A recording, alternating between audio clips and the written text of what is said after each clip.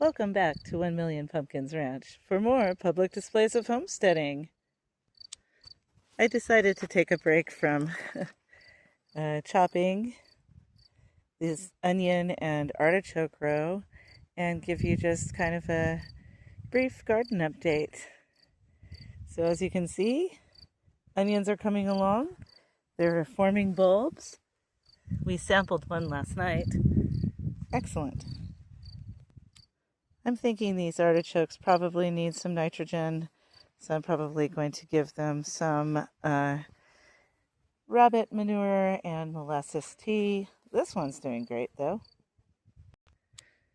The Jerusalem artichokes are growing nicely and they might start budding up soon. And on this side, sunflowers in bloom. And the salad bar continues. It's kind of insane. I could pull, 10 pounds off of that at least. And it just keeps growing right back.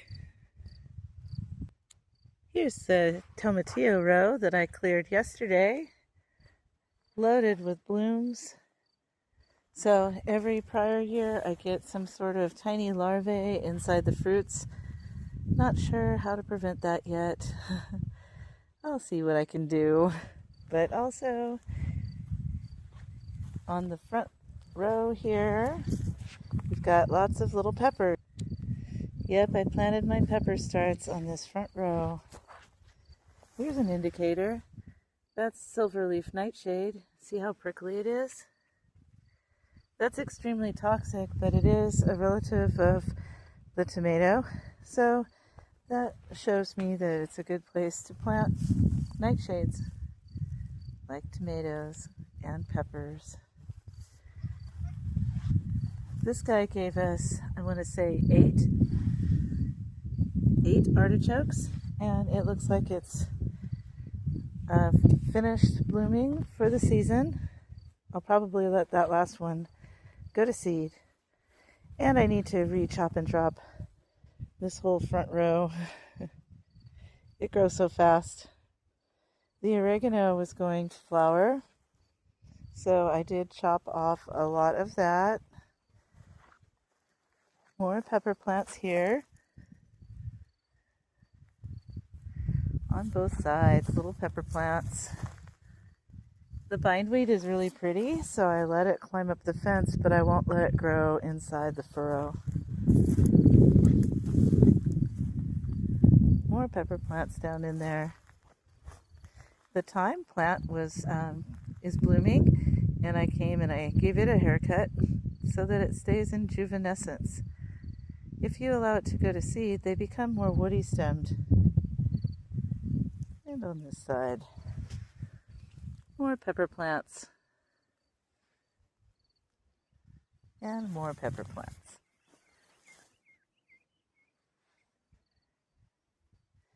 We've got temps in the mid to high 90s coming along, so I expect pepper plants will do great. Onions in bloom next to beautiful alfalfa and the culinary sage. And we've got some little desert marigolds in the corner. This Korean red garlic is ready to go. I took up 4 of them yesterday and they are finished. The other one, I think it probably has a little bit longer to go. It still has lots of green. So I'm thinking that I will process all of this red Korean garlic and get it put up to preserve it. So that's the front end of the garden. Now have a look at the trellis. The red raspberries are bushed up beautifully. Whoops. They have some flowers. I don't know what's going on with those raspberries. They don't look red. I don't know if they got dried out from the winds. I've got some little peppers alongside this mystery brassica. The mystery brassica has been acting as a trap plant for these pests. and it wilted down, but now it's got like its second wind. Another pepper, carrots at the bottom, and now it is snap pea season. These, I want to say, are 4th generation of propagating, starting over at the old place. First packet I bought was in 21, so I've just been saving seeds every season. Got some purple nebula carrots growing under these. Another couple little, I think these are cayennes. Over on the other side, another variety of red raspberry. These have exploded in their growth. Really happy about that.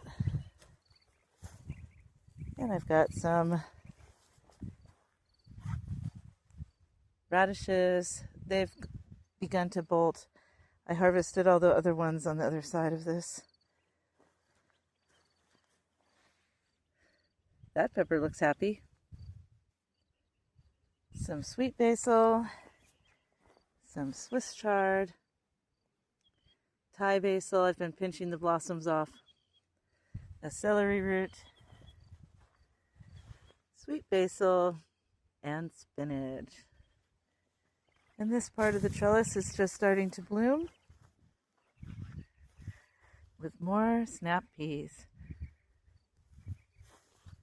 It's going to be a daily thing. You got to pick those early and often to keep the plant stimulated to produce more. A couple sunflowers, more basil, a purple cayenne, and here's where I harvested radishes. They had bolted, they were nothing special. Thai basil.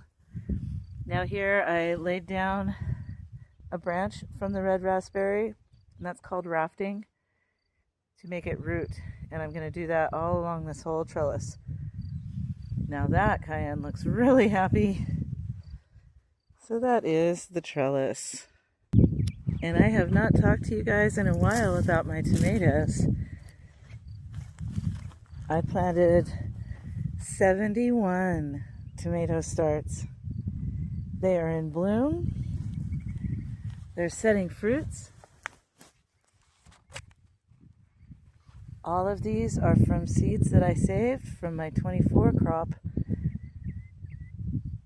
And then I have 2 rows of Romas that are from a pack. So this is row 1 of Gardener's Delight. Row 2 of Gardener's Delight with a blooming cilantro for good measure. Row 3, same thing. And Matt just put in new tea stakes so that I can add the binding, the baling twine. These are starting to get flopsy, so tall. Now I do believe this row is Roma tomatoes. And those are looking good. Yes, those are Romas. They're setting fruits. Gotta get those trellised up today. Oops, I missed a garlic scape. The garlic scape escaped. Right, but that's that other variety that looks like it can have maybe at least another week or 2 to develop larger bulbs and cloves. Now here's more of a polyculture with more Gardener's Delights, but it's also got oregano, mint, and wildflowers, and some grasses that I need to chop. Yep, it's a ceaseless chopping and dropping. The garden is producing loads of biomass, which the desert soil really is plain mineral. So it really helps us to have all of this additional biomass to add into the dressing and to feed all of the soil life. Here's a row of, I think there's some Gardener's Delights. No, yes, These are Romas, I believe. Now here's the next generation of lettuce coming on. Yep, all these need to get tied up. I did not have as good of luck with my other tomato varieties. It's like all gardener's delight all day long.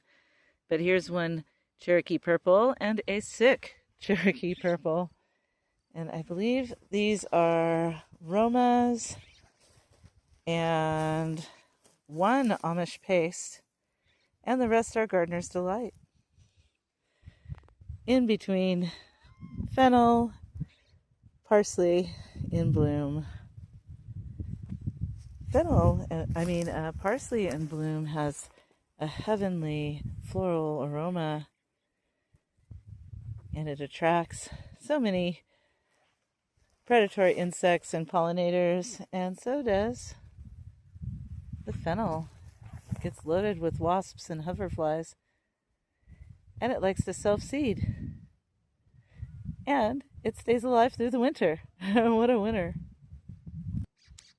So that's my central garden rows, mostly occupied by tomatoes.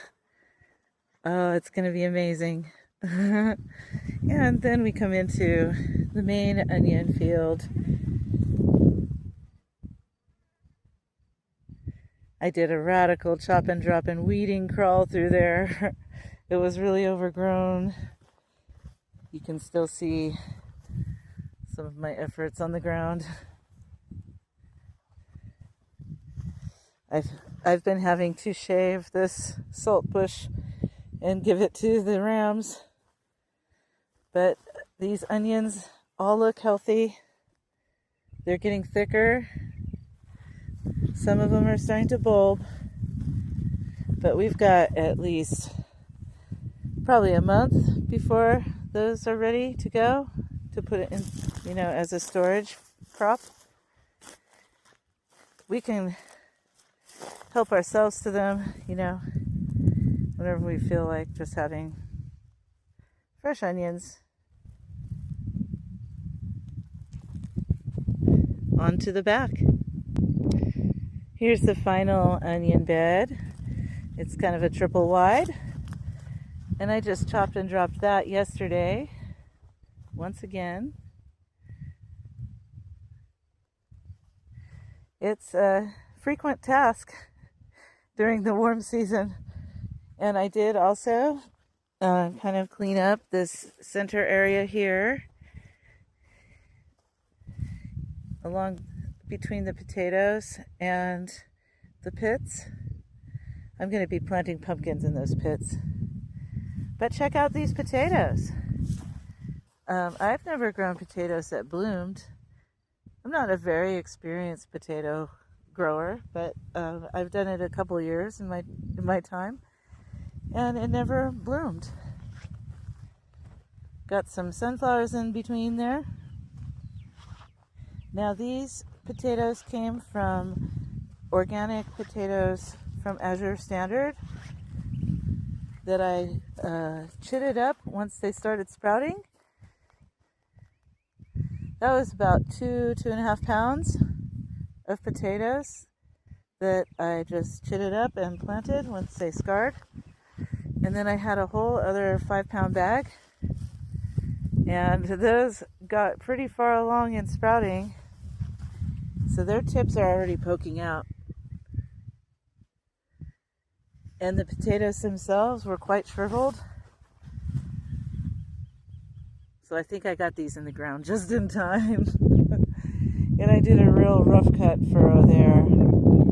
I needed to get those in the ground without a lot of time and effort. So I just used a shovel and spaded, turned the dirt over and raked the existing mulch and just kind of stuck potatoes in the ground. Now I'm going to be adding more rabbit litter because I made bare the walking path. So as we walk down this narrow little path, you'll see the currant is doing pretty well. And so is the thornless honey locust. These are getting more of a dryland experience because it's kind of a pain to get the hose all the way over here. And since hardly anything's sprouted, you know, here's my tomatillo volunteer and another currant. And something ate the top of that off. I think that was some other thing that I planted there. Oh well, so it goes. Just like a lot of things I've planted haven't worked out. Enough of them have to make me happy and feel very blessed and privileged to have all of this. Here's the smallest elm. It needs its suckers trimmed off. And we've just got loads of purple mallow back here volunteering. It turns out that's rhizomias, so it has an underground runner. So sadly, when I clean out this side hole, I will be digging those out, roots and all. They've got their companions to carry on their legacy. So everyone, that is the garden so far for the middle of June of 2026. Thanks so much to everyone who's been following us on our off-grid journey. We moved here in February 2022, so this is our 5th year.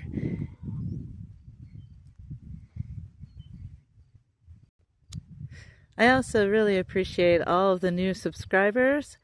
We're above 800 now. The channel's growing, and it's all thanks to you. I really appreciate each and every one of you. Thank you so much. Have a beautiful, blessed day. Cheers and blessings.